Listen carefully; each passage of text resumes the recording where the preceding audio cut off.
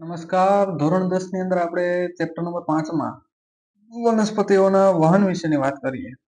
તો આની અંદર આપણે જેમ મનુષ્યની અંદર વહન થાય એટલે કે જે આપણે ખોરાકનું વહન થાય છે, ઓક્સિજનનું વહન થાય છે, પછી જે આપણા કોષ સુધી પહોંચાડે એ રીતના વનસ્પતિઓની અંદર પણ વહન થતું જોવા મળે. એટલે કે વનસ્પતિઓની અંદર શું થાય તો પર્ણની અંદર જે ખોરાક રંધાય છે એ મૂળ સુધી તો પહોંચાડવો પડે. હવે મૂળ છે એનું કાર્ય શું છે? તો મૂળ પોતે શું કરે છે કે જે પાણી અને ખનિજ ક્ષારનું શોષણ કરી પર્ણ સુધી પહોંચાડે. એટલે કે જ્યાં પછી એ પણ વચ્ચે કોઈ એવો માર્ગ તો હશે ને કે જેથી તેને પહોંચાડવામાં મદદરૂપ થાય. મૂળ તો તળિયાના ભાગમાં છે. તો આ જ રીતના જેમ આપણે વનસ્પતિઓની અંદર પણ જોવા મળે ને પ્રાણીઓની અંદર એ જ રીતના આખું ટૂંકમાં અલગ રીતના એટલે કે વહન થતું જોવા મળશે. એટલે કે જલવાહક અનુવાહક જેવી પેશીઓ જોવા મળશે તમને અહીંયા. અને તે પાણી છે ઉપર સુધી પર્ણ સુધી પહોંચાડશે. હવે પર્ણ જે ખોરાક તૈયાર કરે એ ખોરાક વિવિધ અંગો સુધી પહોંચાડવાનો હોય તો એ પણ કાર્ય જે છે એ અનુવાહક કરતી જોવા મળશે. તો એના વિશે આપણે અહીંયા ચર્ચા કરવાની છે વનસ્પતિની અંદર. તો એ વાત કરીએ જો અહીંયા તમને આકૃતિ જોવા મળે કે કઈ રીતના વનસ્પતિની અંદર વહન જોવા મળે. અહીંયા સૂર્યપ્રકાશની હાજરીમાં બાષ્પોત્સર્જનની પ્રક્રિયા દ્વારા જે ખોરાક પ્રકાશ સંશ્લેષણની પ્રક્રિયા દ્વારા જે ખોરાક રાંધવામાં આવે એ ખોરાક અહીંયા તો આવે છે પણ પાણીની જરૂરિયાત છે તો પાણી ક્યાંથી મળે છે? તે મૂળરોમ દ્વારા પાણી અને બીજા ખનિજ ક્ષારોનું શોષણ થઈ અને તે ઉપરની સપાટી ઉપર આવે અને પછી જે બાષ્પોત્સર્જનની પ્રક્રિયા પણ અહીંયા થતી જોવા મળશે. જે પાણી છે ત્યાંથી નીકળતું જોવા મળશે. ઓક્સિજનની હાજરી, કાર્બન ડાયોક્સાઇડની હાજરી જોવા મળશે. એ બધી ચર્ચા અહીંયા કરવાની છે. જોઈએ કે વનસ્પતિ છે એ કાર્બન ડાયોક્સાઇડ છે કાર્બન ડાયોક્સાઇડ જેવા સરળ સંયોજનો મેળવે છે અને પ્રકાશ સંશ્લેષણ દ્વારા શું કરે છે? ઉર્જાનો સંગ્રહ કરે છે. ક્લોરોફિલ યુક્ત અંગો હોય છે જે પર્ણોમાં પ્રક્રિયા થાય છે. પ્રકાશ સંશ્લેષણ દ્વારા ખોરાક રંધાય છે. વનસ્પતિ છે એ તેના શરીરના નિર્માણ માટે જરૂરી અન્ય કાચી સામગ્રી છે એ અલગ જગ્યાએથી પ્રાપ્ત કરતી જોવા મળશે. તો આ છે વનસ્પતિઓ છે એ નાઇટ્રોજન, સલ્ફર અને બીજા ખનિજ ક્ષારો છે એ ભૂમિની નજીક તેમજ ભરપૂર માત્રામાં જે સ્ત્રોત તમને ભૂમિમાં મળે છે અહીંયા ભૂમિમાં હાજર જોવા મળે એ તે મૂળ દ્વારા શોષણ પામે છે. કોના દ્વારા? મૂળ દ્વારા શોષણ પામતા જોવા મળશે. તો આ જ રીતના વનસ્પતિ છે એ વહન કરશે અને પર્ણો સુધી તે શું કરશે? સંચિત ઉર્જાયુક્ત પદાર્થો છે કે જે ઉર્જા એની અંદર રહેલી છે ઉર્જા ત્યાં લઈ જાય છે અને મૂળમાંથી કાચી સામગ્રીનું શું કરશે? વહન કરતું જોવા મળશે. અને આ જે બે પરિપથ છે એ સ્વતંત્ર રીતના શું કરશે? સંગઠિત થઈ અને વાહક નલિકાઓનું નિર્માણ કરશે. એક જલવાહક છે કે જે પાણી અને ખનિજ ક્ષારોનું વહન કરશે ઉપરની બાજુ કે જે ભૂમિમાંથી પ્રાપ્ત પાણી અને ખનિજ ક્ષારોનું તે વહન કરે છે. બીજા છે અનવાહક છે જે પર્ણોમાંથી જ્યારે ખોરાક તૈયાર થાય છે એ પ્રકાશ સંશ્લેષણ દ્વારા જે નીપજ બને છે એનું સંશ્લેષણ કરી અને તે અન્ય ભાગો સુધી લઈ જાય છે. મેં તમને આગળ કીધું એ રીતના છે. તો આ હતું વનસ્પતિઓની અંદર વહન. હવે એમાં પણ પાણીનું વહન કઈ રીતના જોવા મળે એની વાત કરીએ આપણે. તો પાણીનું વહન છે જલવાહક દ્વારા જોવા મળશે. મૂળ દ્વારા શોષણ પામશે, પ્રકાંડમાં જશે, પ્રકાંડથી પર્ણ સુધી. આ લઈ જવાનું કાર્ય કોણ કરશે? જલવાહિનીઓ અને જલવાહિની તરીકે ઓળખવામાં આવે છે. આ બંને જોડાય અને પાણીનું શું કરશે? સંવહન સળંગ તંત્ર રચશે અને જલવાહિનીઓ છે એ એક સતત નલિકામય જેવી રચના જોવા મળશે કે નળી જેવી રચના જોવા મળે જે બધા જ ભાગો સુધી વનસ્પતિના બધા જ ભાગો સુધી પહોંચાડવાનું કાર્ય કરશે. હવે મૂળ છે એના કોષો છે એ ભૂમિના સંપર્કમાં સતત રહે એટલે શું હોય? સક્રિય હોય.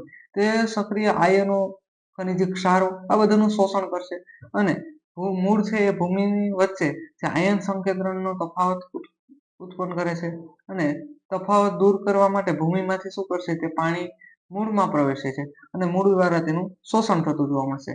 તો આ મૂળ છે એ પાણીનું અવિરત શું કરશે? વહન કરશે અને મૂળ છે એ જલવાહકની મદદથી પાણીને છે એ સ્તંભનું નિર્માણ કરી અને તે એક સતત તે આગળ તરફ ધકેલતું જોવા મળશે એટલે કે ઉપર તરફ ધકેલતું જોવા મળશે.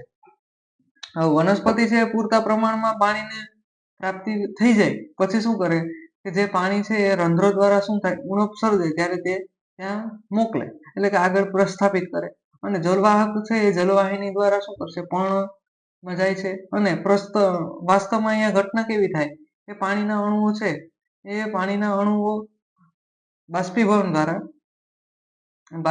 દ્વારા એક શું થાય કે શોષણ થાય અને ત્યાં ખેંચાણ ઉત્પન્ન થાય એટલે તે પ્રક્રિયા આગળ વધતી જોવા મળશે, જે પ્રકાશ સંશ્લેષણની ઘટના. મૂળ છે એ જલવાહક કોષોને આવેલા પાણી ઉપર ખેંચે છે અને વનસ્પતિઓના હવાઈ માર્ગ દ્વારા શું કરશે, બાષ્પના સ્વરૂપમાં પાણીનો વ્યય કરતું જોવા મળશે, જે બાષ્પોત્સર્જનની ઘટના અહીંયા તમને જોવા મળશે. ત્યારબાદ બાષ્પોત્સર્જનથી શું થાય કે પાણીનું શોષણ થાય, તેમજ મૂળ અને પર્ણ સુધી તે પાણી શું કરે છે, દ્રવ્ય અને ખનિજ ક્ષારોના ઉર્ધ્વગમન કરે છે, એટલે કે ઉપરની બાજુ તે ધકેલે છે અને તાપમાનનું શું કરે છે, નિયંત્રણ કરતું જોવા મળશે. તો પાણી છે એનું વહન છે મૂળદાબ એટલે કે રાત્રિ દરમિયાન વિશેષ રૂપથી પ્રભાવિત હોય, એટલે દિવસ દરમિયાન છે એ શું કરે કે રંધ્ર અથવા વાયુરંધ્ર જ્યારે ખુલે છે ત્યારે બાષ્પોત્સર્જનથી ખેંચાણ બળ દ્વારા શું કરે છે કે જે જલવાહક પેશી છે એ વહન કરી અને મુખ્ય પ્રેરક બળ આપે છે અને આગળ છે પાણીને ધકેલતું જોવા મળશે. તો આ રીતના છે એ પાણીનું તે વહન કરતી જોવા મળશે વનસ્પતિઓ. વનસ્પતિઓ દ્વારા આ રીતના વહન તો થઈ ગયું, પણ હવે ખોરાક અને અન્ય પદાર્થો છે એનું સ્થળાંતર કઈ રીતના થાય, જે આપણે આગળ જોઈ ગયા કે અન્નવાહક તેની અંદર કાર્યરત થતી જોવા મળશે.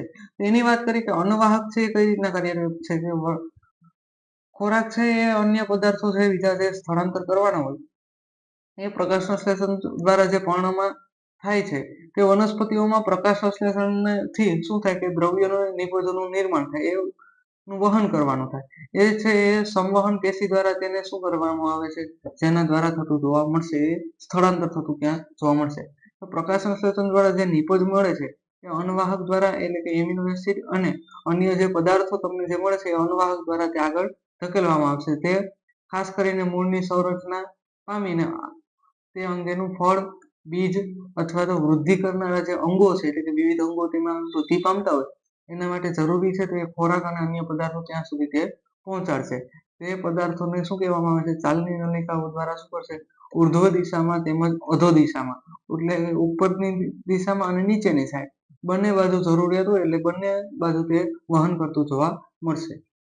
હવે જલવાહક દ્વારા શું થાય કે વહન જે પામેલ સામાન્ય રીતના ભૌતિક બળો દ્વારા સિદ્ધાંત દ્વારા આપણે સમજી શકીએ કે તેના શું થાય કે વિરુદ્ધ દિશામાં અન્નવાહક દ્વારા પણ સ્થળાંતર થતું જોવા મળશે, કે જે ઉર્જાનો ઉપયોગ દર્શાવે છે. એટલે કે સુક્રોઝ જેવા પદાર્થો છે એ અન્નવાહક પેશી દ્વારા એટીપી માંથી શું થાય છે, પ્રાપ્ત થાય છે અને ઉર્જાનો ઉપયોગ કરીને સ્થળાંતર તે પામતા જોવા મળશે. તેમનું આશ્રુતિ દાબ વધે છે, જેથી તે પાણી છે એ તેમાં પ્રવેશ પામે છે, કે તેની અંદર જતું જોવા મળશે કોષની અંદર. તો આ દબાણથી અન્નવાહક પેશી છે અન્નવાહકમાંથી ઓછું દબાણ ધરાવતી પેશીઓ તરફ તે લઈ જાય છે અને અન્નવાહક છે એ વનસ્પતિઓને જરૂરી અનુસાર પદાર્થોનું શું કરે છે, સ્થળાંતર કરતું જોવા મળે છે. જે જરૂરિયાત છે એટલા પદાર્થોનું તે સ્થળાંતર કરશે અન્નવાહક. એટલે ઉદાહરણ તરીકે વસંત ઋતુ છે એમાં છે મૂળ અને પ્રકાંડને છે એ પેશીઓને સંચિત શર્કરા, એટલે કે જે સંગ્રહ કરેલી શર્કરા છે એનું સ્થળાંતર શું કરશે, કે કલિકાઓ દ્વારા તે તેનું વૃદ્ધિ માટે જરૂરી ઉર્જા ત્યાં પૂરી પાડશે. આ રીતના તેનું કાર્ય જોવા મળશે, કે જે વહન જોવા મળે વનસ્પતિની અંદર.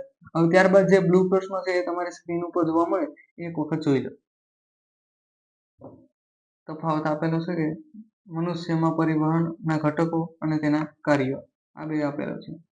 પછી સ્ક્રીનશોટ પાડી લેવાનો, સ્ટોપ કરે વિડીયો. ચલો ઓકે, અહીંયા જોઈ લીધું, સ્ક્રીનશોટ પાડી લીધું. અહીંયા જો દેખાય નહીં તો બીજા વિડીયો આગળ મેં મૂકેલા છે એમાંથી એક વખત જોઈ લીધો. આ જ છે પીપીટી. ઓકે, જોઈ લો, સ્ક્રીનશોટ પાડી લીધો. ત્યારબાદ જે ઉત્સર્જન છે એ ઉત્સર્જન નેક્સ્ટ લેક્ચરમાં રાખશો. ઓકે, અસ્તુ, જય હિન્દ, જય ભારત.